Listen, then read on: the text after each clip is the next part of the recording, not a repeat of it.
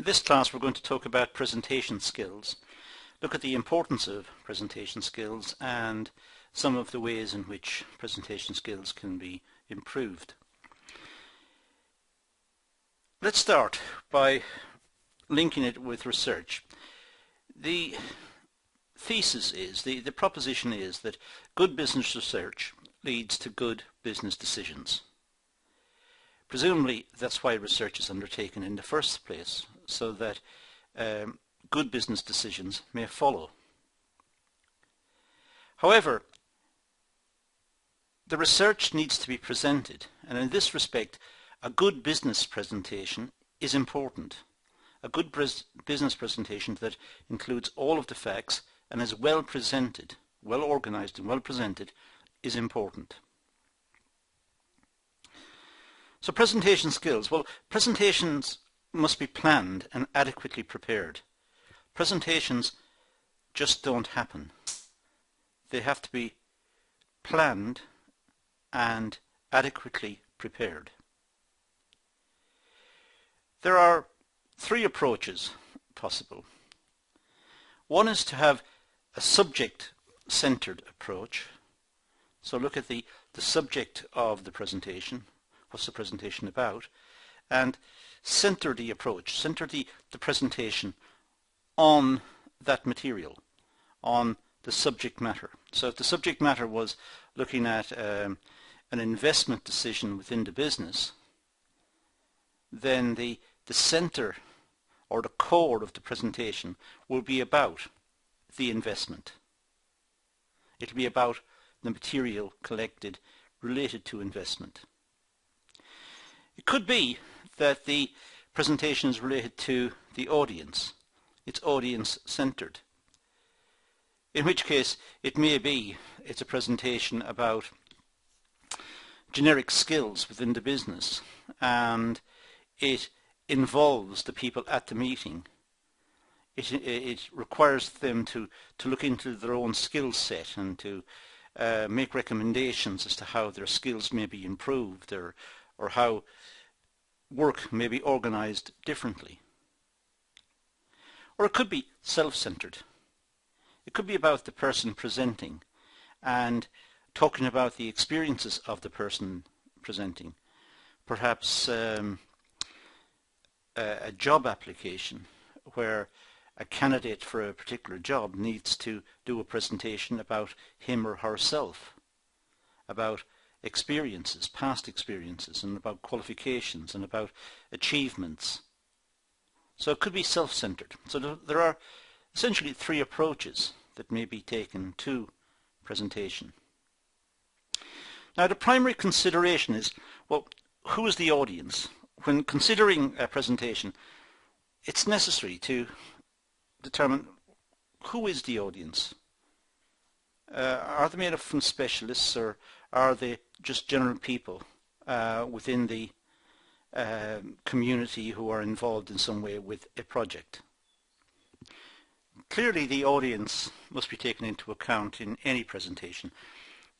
After all, the presentation is between the presenter and the audience. Secondly, what is to be presented? What precisely is the purpose of the presentation? So that is a primary consideration. It should be clear and it should be succinct. It should be clearly stated and clearly understood both by the audience and by the presenter. So the presentation does not drift off into peripheral areas, does not start to consider other points or lose the thread. It's important to focus in on what was set out at the beginning. And then, why should it be presented? Why is it important? What's the purpose of the presentation? What's it trying to achieve? A presentation for presentation's sake is not good. It's a waste of time. It must have a purpose, and it must try to achieve something. Then where will it be presented? What's the environment in which it will be presented? Will it be a formal presentation, or will it be a casual presentation in an office? So the place will determine, partly determine at least, the formality of the presentation. If it's a big business presentation, it may happen in with specialist equipment in the boardroom or in a presentation room that's especially designed for professional presentations. If it's a light-hearted presentation, it could take place in one of the general offices. And then, how should it be presented? What language will it be presented in? Will it be presented in formal English, or will it be presented with casual English, with local idioms and perhaps slang words, or will it be, how will it be presented? How will it be perceived by the audience? And will it use slides and visual aids, or will it be somebody just talking to the audience? Will it use handouts with notes? What exactly will be the format of the presentation? Now, the audience analysis, well, determine the audience's interest and requirements. Before the presentation, it's important to know what the audience are interested in. What sort of audience are they? Because the presentation should engage them. It should grab their interest. It should maintain their interest.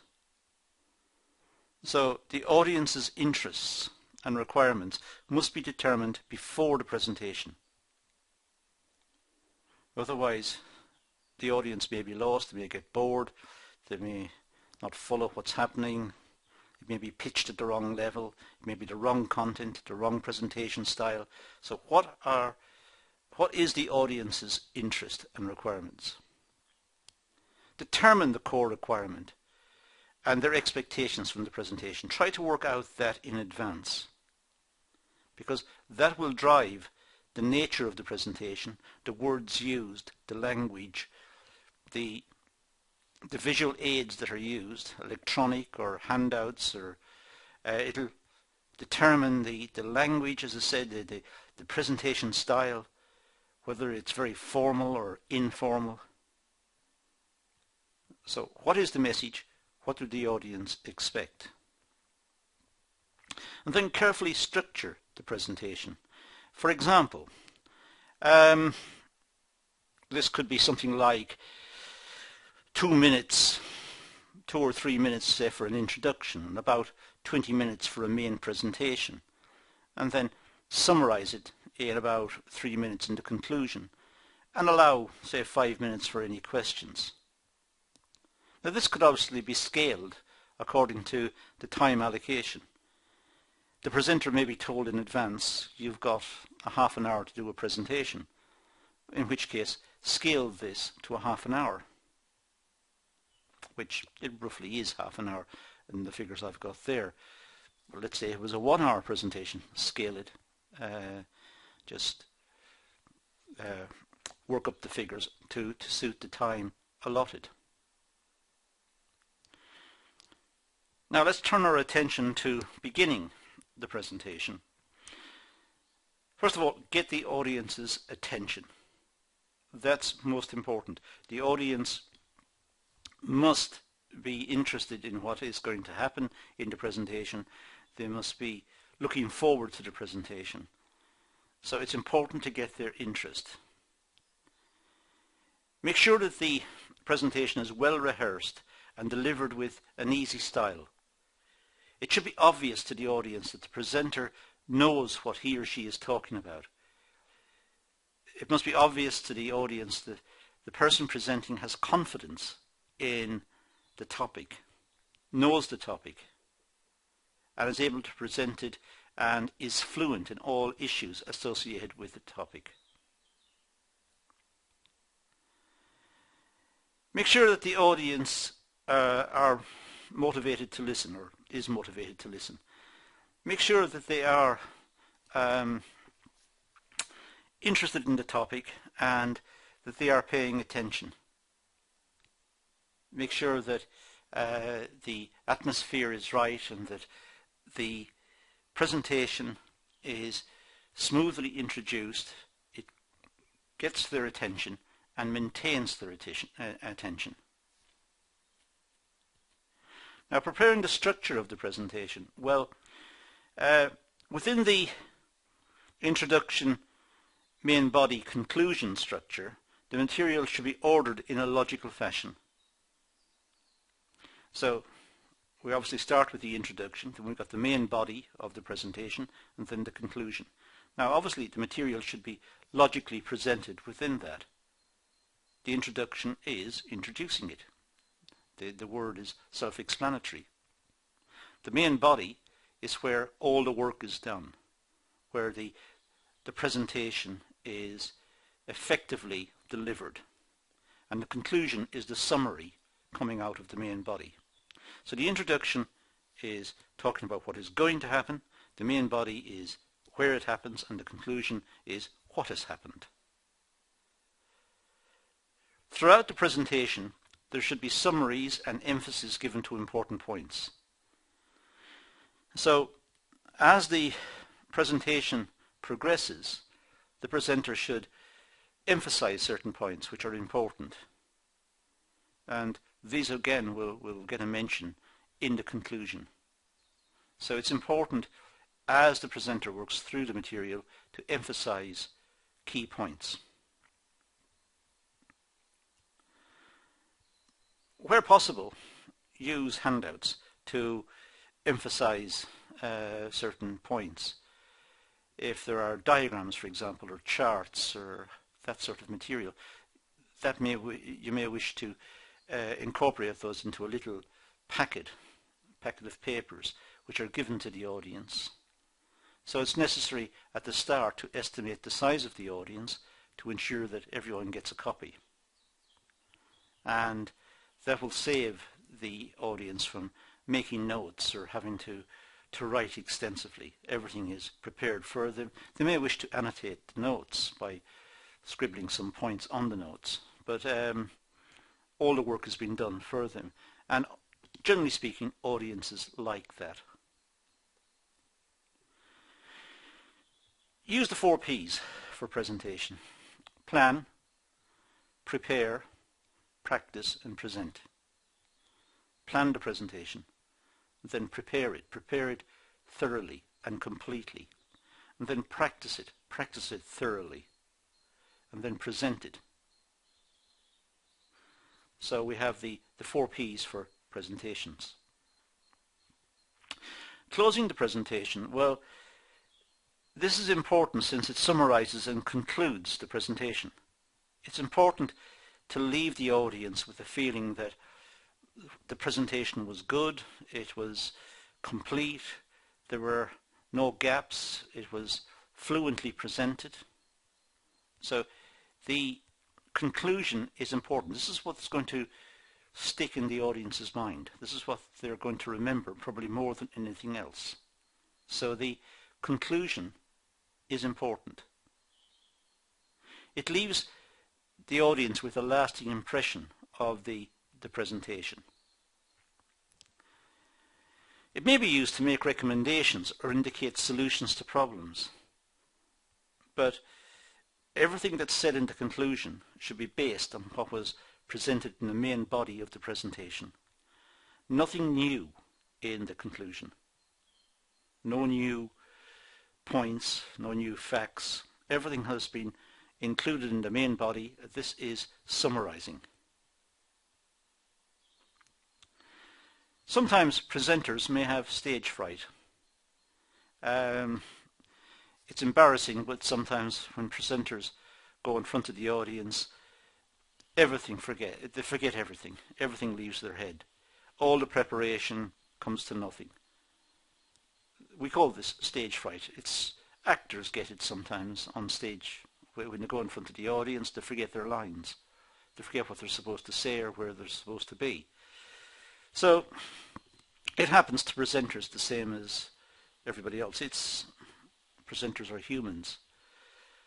How to deal with it? Well, I suppose the best way to deal with it is to rehearse extensively. Know the material completely. Be completely confident about the material. And in that way, if it's rehearsed using the same words, the same sentences, the same expressions, over and over and over, if it's rehearsed over and over and over with these, the chances are one will trigger the next. Don't read from notes. Don't put up slides and then stand there reading from notes. That's not professional. Talk to the audience. What's on the screen should be enough to bring up in your mind what you have rehearsed. The presenter should look at the screen and remember what was rehearsed and know the next screen before it arrives, because the rehearsal has been so extensive. Know every aspect of the topic. Anticipate questions and be prepared to answer the questions. Engage in a type of what if. What if something happened? What would you do next? And audiences may ask questions like that. They may say, that's a good point, but what if it didn't happen? What would happen next?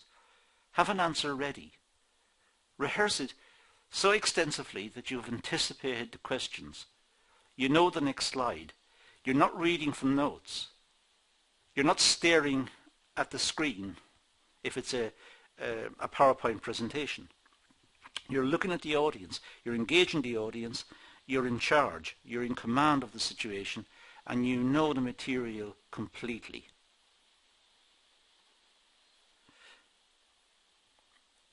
Prepare the presentation carefully and get criticisms of it if possible. When you're preparing the presentation, try to get your friends or family or work colleagues to criticize the presentation. Don't get them to praise it, because they're your friends. They will praise it. Get them to criticize it, to make suggestions. It may hurt, and you may get angry with them, but that's not the point. The point is they're improving it. It doesn't mean that everything they say is correct. Sometimes people criticize and they're wrong. The criticisms are wrong. Sometimes they criticize and that leads to improvements.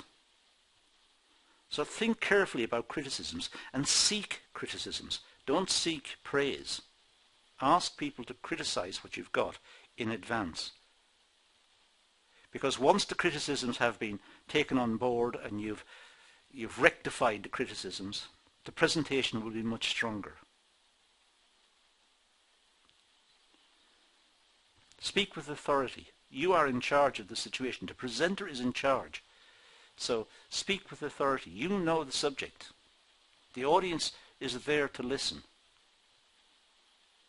The audience is there to be educated, if you like, to find out facts and to find out about the presentation.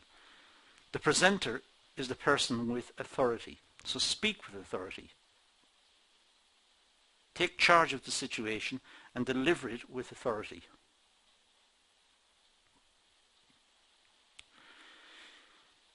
Inner confidence in knowing that you know the subject, or the presenter knows the subject.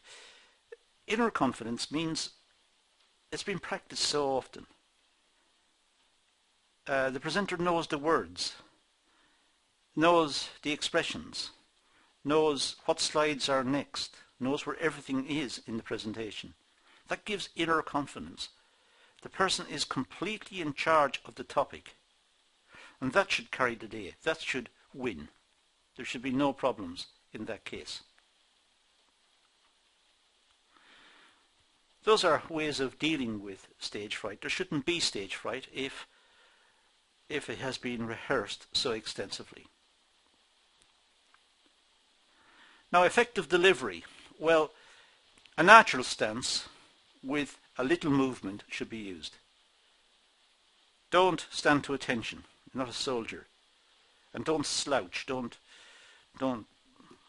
prop yourself up against the wall.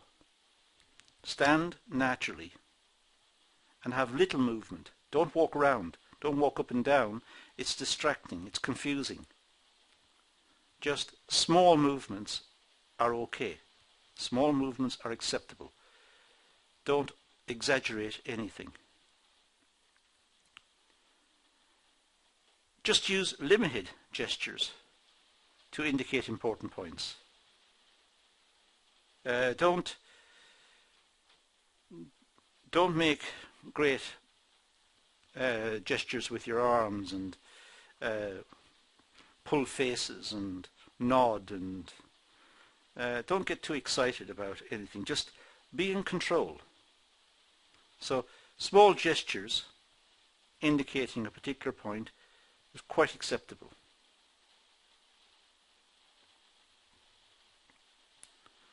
Don't use a monotonous voice. Change the voice. Don't speak in monotones. Don't speak at the same level. Emphasize certain points. And don't shout at the audience, and don't whisper. But at the same time, vary the tone of delivery. So it's not monotonous.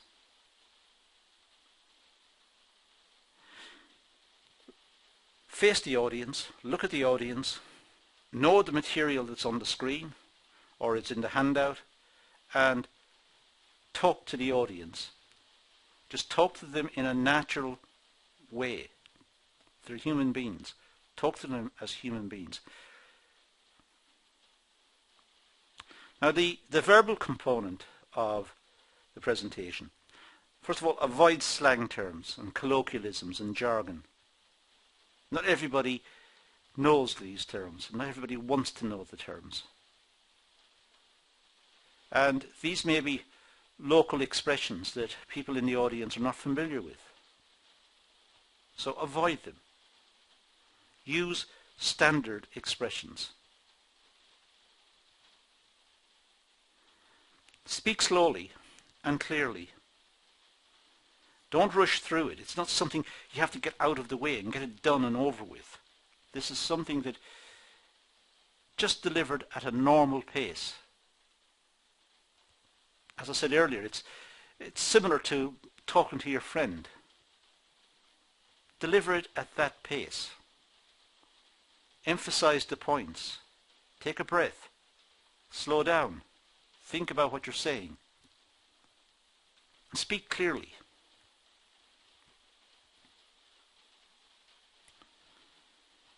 Don't deviate from what was rehearsed. If you deviate, you're in dangerous territory. You're going to get mixed up.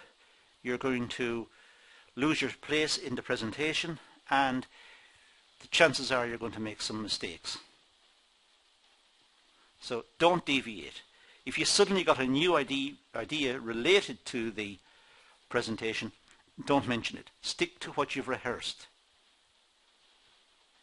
If it's some great new idea that suddenly has come to you, then if there is a chance at the very end during, say, some questions and answers, you may mention it as an aside and just say, this could be looked at in further work or in a later presentation, or some extra research could be done in this area. But do not introduce it in the course of the presentation. It's taking you away from what you had planned and what you had practiced. So don't deviate. And watch the audience for non-verbal feedback and respond accordingly. But keep to the plan. If the audience are starting to look bored, they're starting to fidget with papers and scribble on pieces of paper and put their hands in their pockets and look at their watches, you know it's a boring presentation that has not been well received. But it's important for you to stick to the plan.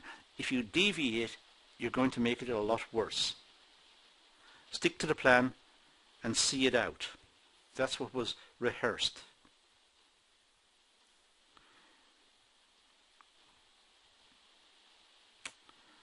For handling questions, well, for a start, you're perhaps not sure where the questions are going to come from and what are the nature of the questions. inviting questions from an audience can be very tricky. But the first thing you've got on your side is you want questions relevant to the presentation. Only take questions that are relevant to the presentation. Do not attempt to answer questions away from the presentation.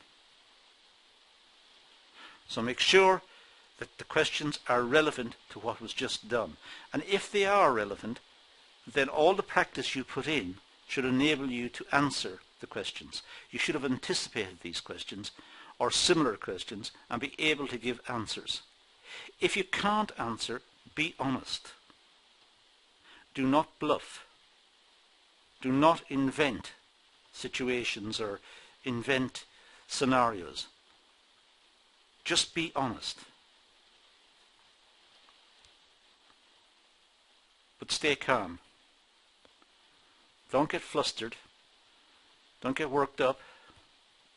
Maintain a calm disposition.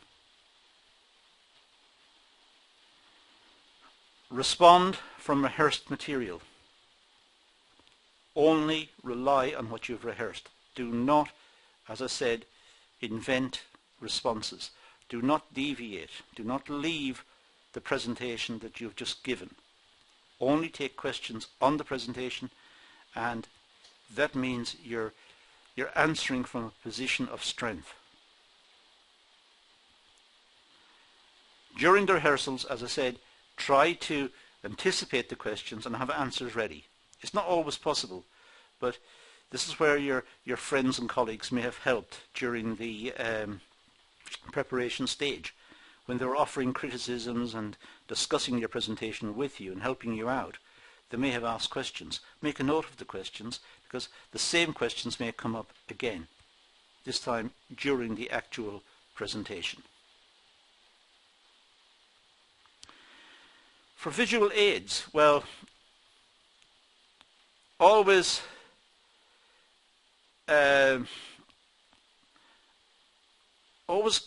keep both hands visible, if possible. In other words, there's no trickery with the visual aids. You are not pressing buttons and just bringing up slides and trying to be a wizard with presentations. The message is important, not the visual aids.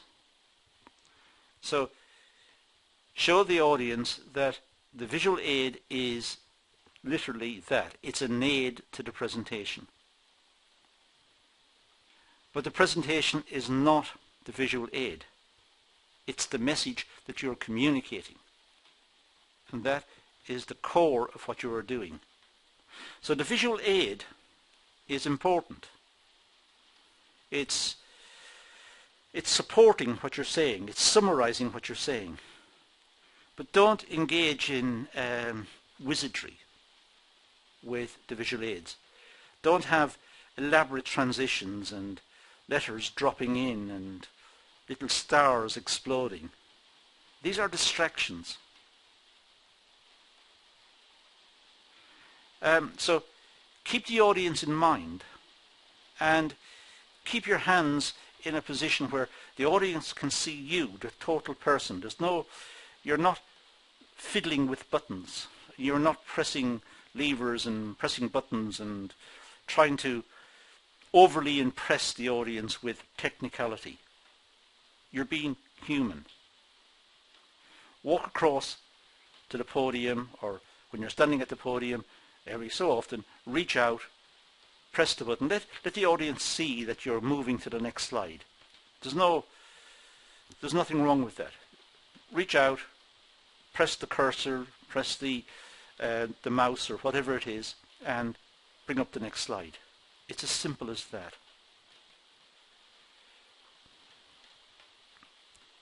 Don't use your finger to point if possible. Use a pen if that's the case. It's just a small touch of politeness. Generally speaking, we try not to use our fingers to point. If you haven't got a pen to place, use your whole hand. Just indicate something with your hand. But it's far better if you have a pointer or if you have a pen in your hand and just indicate it with the pen. It's a very small point, but it may be picked up. Make the style professional. Avoid elaborate transitions, as I said earlier. Certainly no cartoons. Absolutely not. And try to minimize animations. They're distractions. And the audience will get the feeling that you're using these to try and win favour, because the message and the presentation is weak. You're trying to compensate with wizardry. So be careful about that.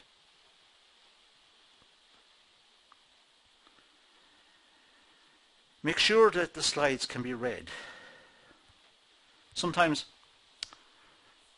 in presentations, the font size, the style of the characters are such that it's not possible to read it from the back of the room.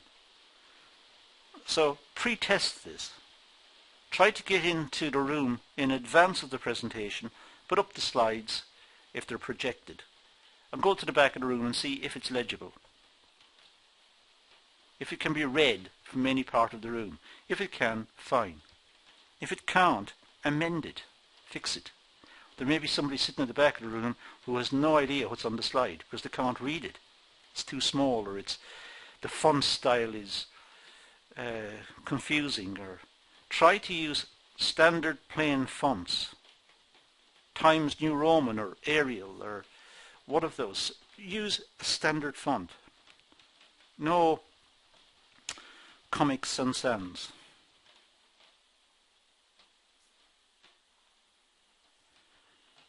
Don't get too much on a slide. Keep the slides minimal. Don't have too many lines on them, and don't have too many words.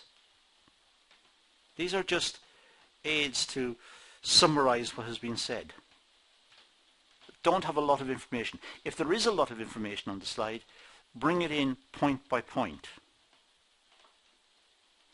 So as far as the audience is concerned, each point stands out from the rest, and it's been dealt with in sequence.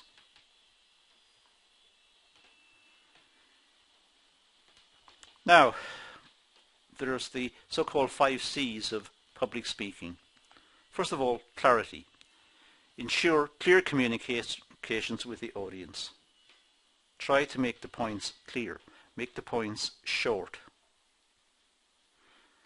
Do not make confusing, long, complicated sentences with detailed descriptions. People will get lost. Try and use handouts for that purpose, to elaborate on certain points.